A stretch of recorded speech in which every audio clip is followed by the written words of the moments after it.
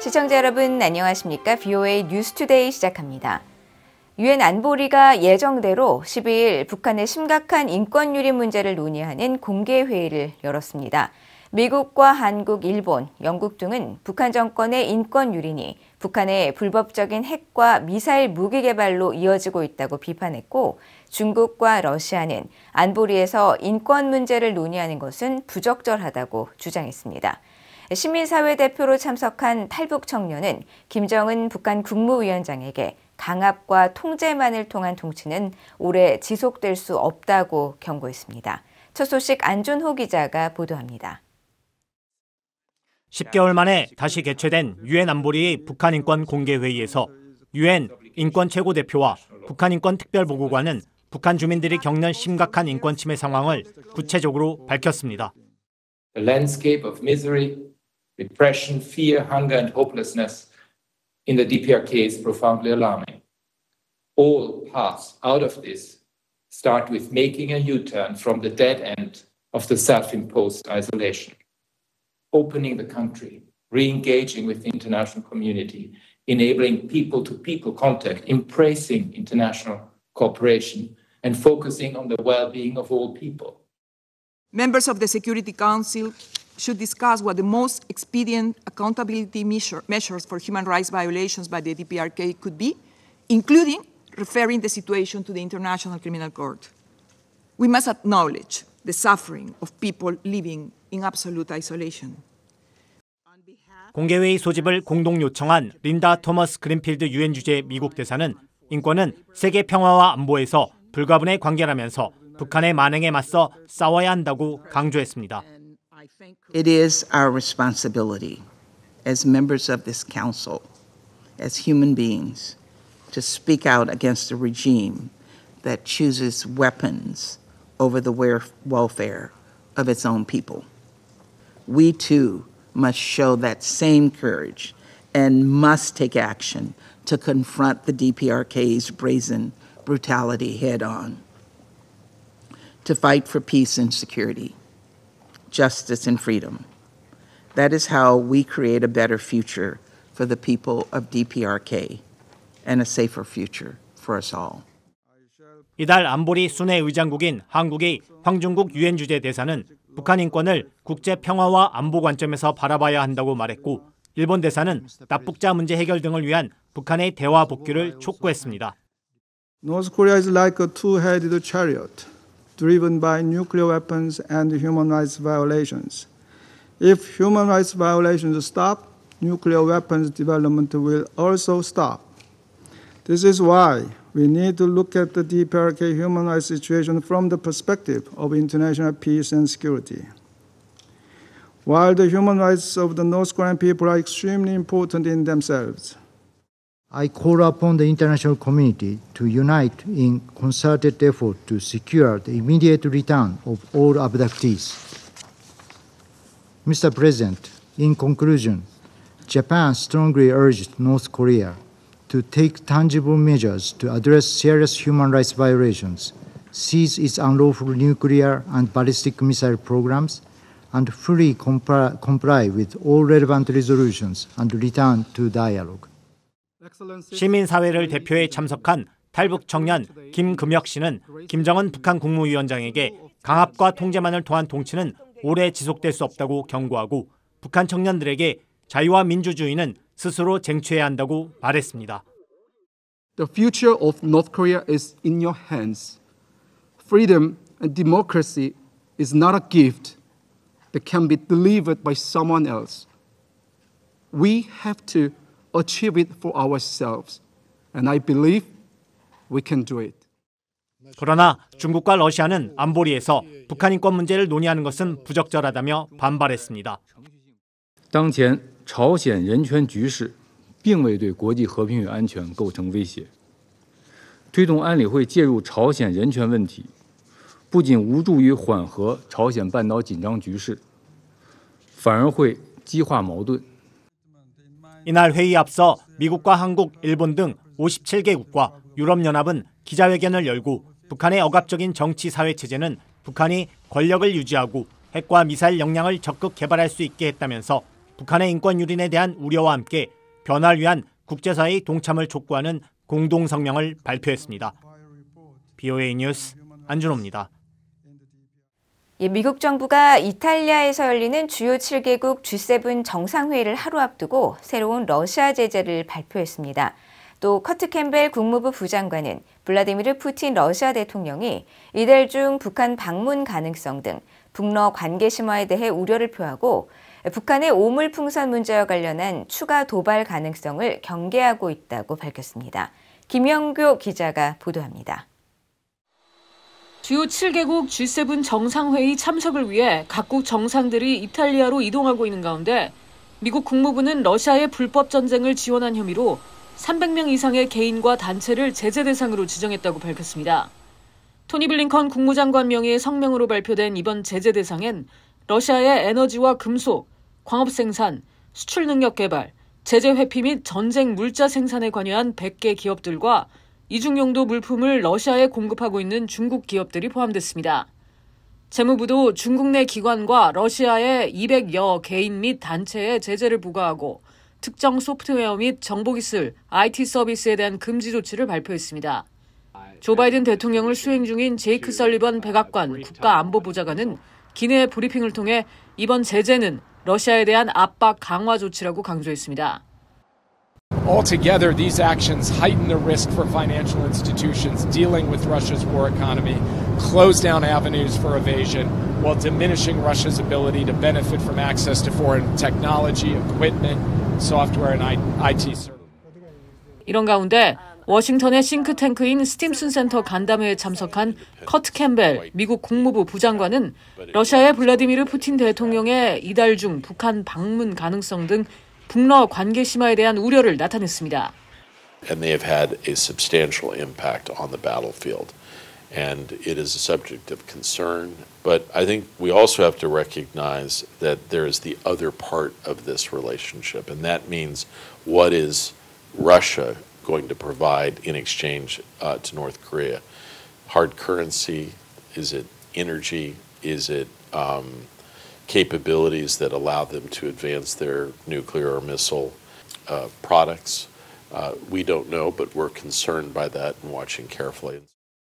캠벨 부장관은 또 북한의 최근 잇따른 오물풍선 살포와 관련한 질문은 평양에서 일어나는 일을 주의 깊게 주시하고 있다면서 북한의 정책이나 접근법에 변화가 있었으며 자세히 살펴보고 있다고 밝혔습니다. 캠벨 부장관은 북한의 오물풍선 살포가 잠재적으로 다른 도발 행위로 이어질 수 있어 경계하고 있다면서 한국과 긴밀히 협력하고 있다고 강조했습니다. BOA 뉴스 김현교입니다. 미국 국무부가 블라디미르 푸틴 러시아 대통령의 북한 방문과 관련해 미국 정부는 어떤 정부도 푸틴 대통령을 받아들이지 않도록 설득하고 있다고 밝혔습니다. 국무부 대변인은 12일 푸틴 대통령의 북한 방문 예정과 관련한 BOA의 논평 요청에 이같이 밝히고 푸틴이 만일 자유롭게 여행을 할 수 있다면 그것은 러시아의 노골적인 국제법 위반을 정당화하는 한편 우크라이나와 다른 지역에서 아무 처벌 없이 잔혹행위가 자행될 수 있다는 메시지를 보내 인류의 고통을 악화하고 지속 가능한 평화와 정의로 가는 길을 더 길게 만들 수 있다고 강조했습니다. 이어 러시아와 북한 간 협력 심화는 한반도의 평화와 안정 유지, 국제 비확산 체제 유지, 러시아의 잔인한 전쟁에 맞서 자유와 독립을 수호하는 우크라이나 국민에 대한 지원에 관심이 있는 이들이라면 누구나 크게 우려해야 한다고 밝혔습니다.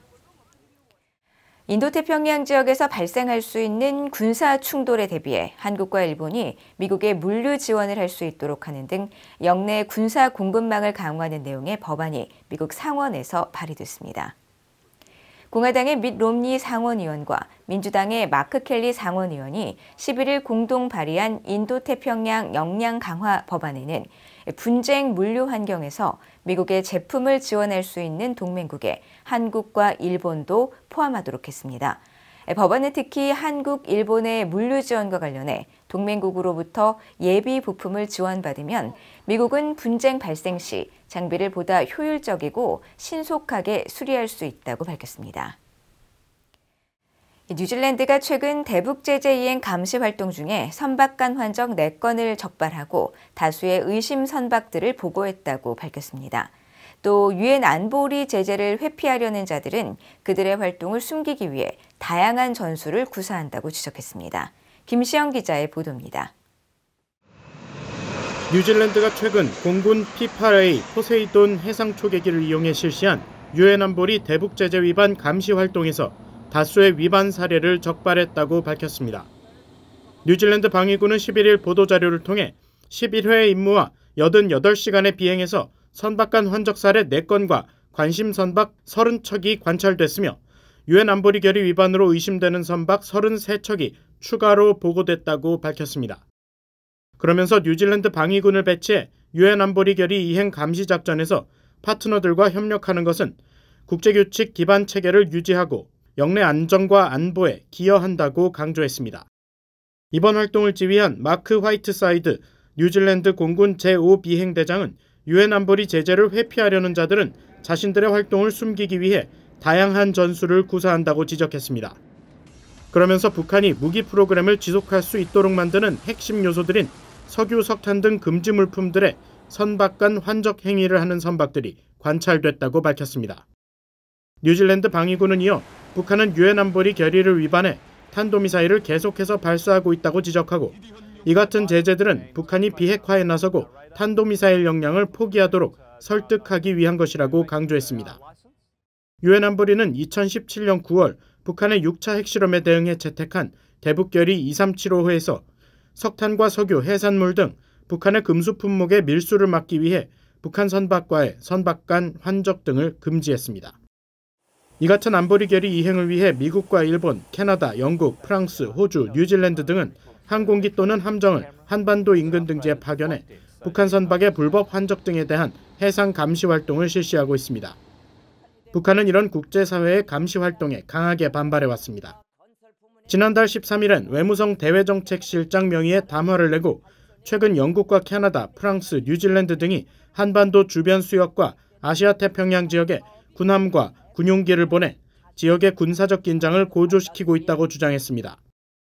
이에 대해 뉴질랜드 외무부는 다음 날 윈스턴 레이몬드 피터스 장관 명의의 성명을 내고 뉴질랜드는 2018년부터 파트너들과 함께 정기적으로 수행해온 감시 및 정찰 배치를 통해 규칙에 기반한 질서를 유지하는 데 당당하게 국제사회와 함께하고 있다고 밝히면서 북한의 주장을 일축했습니다. VOA 뉴스 김시영입니다. 북한 영해에서 북한의 불법 선박간 환적 정황이 또다시 포착됐습니다. 민간 위성업체 플래넷랩스가 10일 북한의 서해 석도 북부 해상을 촬영한 위성사진에는 선체를 맞댄 2대의 선박이 포착됐는데 이들 선박은 길이가 각각 100m와 45m로 바다 한가운데에서 선체 중간 부분을 밀착시키고 있습니다. 유엔 안보리는 지난 2017년 채택한 결의 2375 11조를 통해 북한이나 북한을 대리하는 선박이 어떤 물품도 건네받지 못하도록 했으며 유엔 안보리 전문가 패널은 지난해와 올해 발행한 보고서에서 북한 서해 해상을 새로운 환적지로 지목했습니다. 미국 백악관이 북한 미사일 위협으로부터 본토를 방어하기 위한 추가 지상미사일 요격기지 건설이 불필요하며 차세대 요격기 배치를 통해 북한 위협을 막을 것이라고 밝혔습니다. 백악관은 11일 성명을 통해 2030년까지 미국 동부 해안에 완전 가동 가능한 국토보호 추가 미사일 방어 기지 건설을 의무화하는 2025 국방수권법안 1632조에 강력히 반대한다고 밝히고 이란이나 북한에서 발사되는 탄도미사일로부터 본토를 보호하기 위해 그런 기지가 작전상 필요하지 않다고 설명했습니다. 그러면서 미국 정부는 2028년까지 새로 도입할 예정인 차세대 요격체계 NGI 구축을 통해 북한의 장거리 미사일에 대처할 계획이라고 강조했습니다.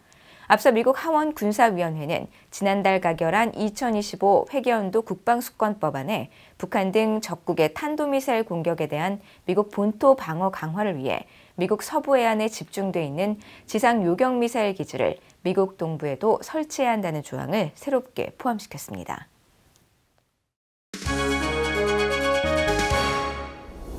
국제뉴스입니다. 토니 블링컨 미국 국무장관이 휴전과 관련 하마스가 수정안을 제시했으며 일부는 검토할 수 있지만 일부는 받아들일 수 없다고 밝혔습니다.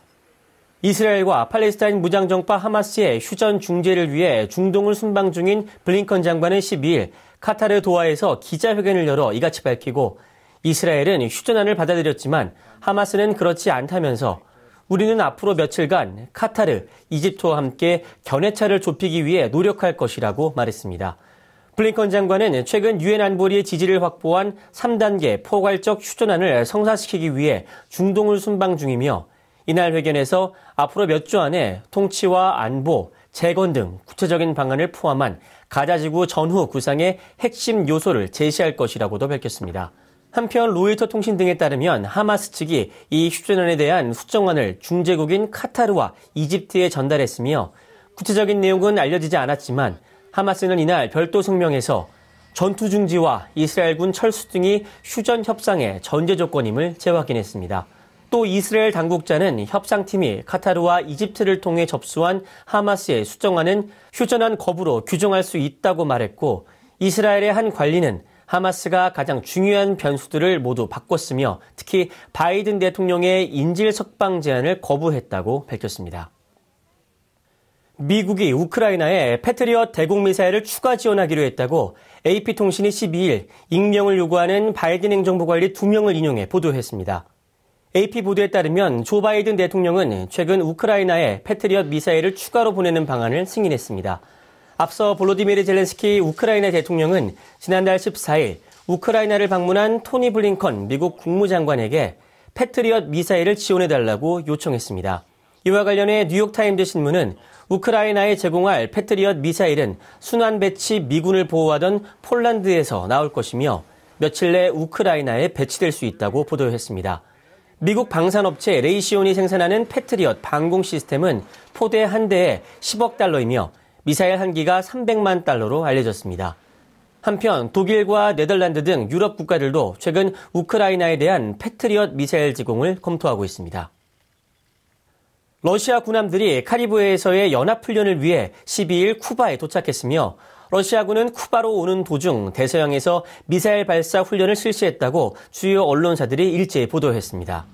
AP와 로이터, AFP, 러시아 관영 RIA, 쿠바 관영 언론 등에 따르면 러시아 고르시코프 군함이 12일 오전 쿠바 아바나항에 입항했으며 러시아군은 17일까지 머물면서 쿠바 혁명군과 함께 미사일을 활용한 600km 타격 훈련 등을 시행할 예정입니다. 쿠바군은 러시아가 이번 훈련을 위해 핵추진 잠수함 카드노를 비롯해 유조선과 예인선 등 4척의 함대를 아바나로 보냈으며 러시아 군함들은 핵무기를 운반하거나 탑재한 선박이 아니기 때문에 주변 지역에 위협이 되지 않는다고 강조했습니다. 한편 AFP 통신은 쿠바, 베네수엘라와 동맹관계인 러시아는 주기적으로 양측과 훈련을 시행했지만 이번 경우 러시아 군함들이 미국과 인접한 아바나에 머무는 것이어서 러시아와 우크라이나 간 긴장이 지속되는 상황을 고려하면 이례적인 일이라고 보도했습니다.